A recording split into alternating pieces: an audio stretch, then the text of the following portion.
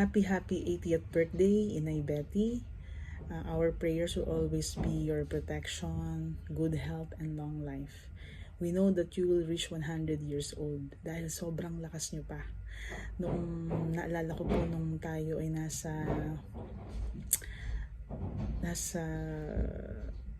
Manila Ocean Park, tapos ang taas po ng hagdan.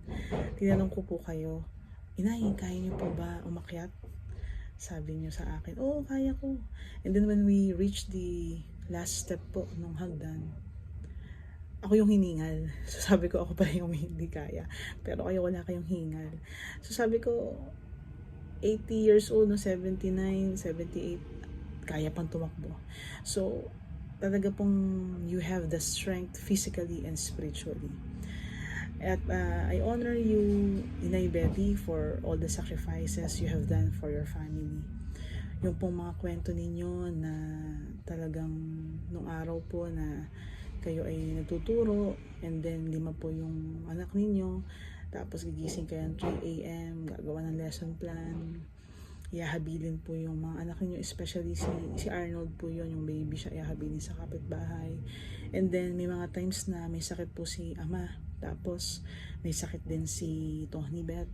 Hindi niyo na po alam kung anong uunahin, but then the Lord has enabled you to withstand those challenges, and yung pong lahat ng sacrifices ninyo ay nagbunga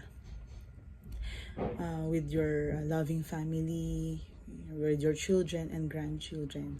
Lalo po kayong lalakas dahil madadagdagan po ang inyong apo, baby Anya is on the way.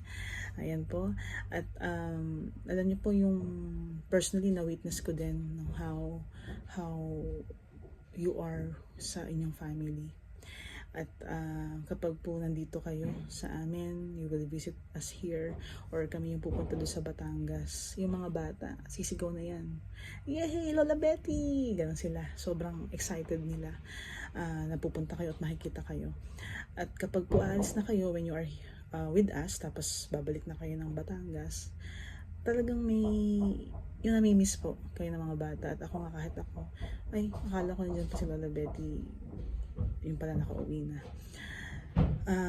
Kasi po makwela po kayo, masaya po kayong kasama, at magaang kasama.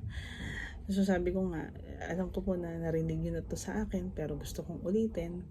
Sabi ko nga, kung kayo ho ay nauna kong nakilala, kayo po ang papakasalan ko. Ayun. But kidding aside, we witness yung joy with your presence po, and we are all blessed to have you, especially yung po mga apo ninyo. Nakita ko yan, lahat po sila talagang, lahat po ay mahal ninyo, especially lahat ng anak din ninyo, mahal ninyo. Pag naikukwento niya sa akin, Remy, syempre anak ko, so pantay-pantay yung tingin ninyo. You are like a glue that holds your family, especially your children, together. We wish you more and more birthdays to come, and may you always have that joy that you deserve. Happy birthday ulit, Inay, and we love you.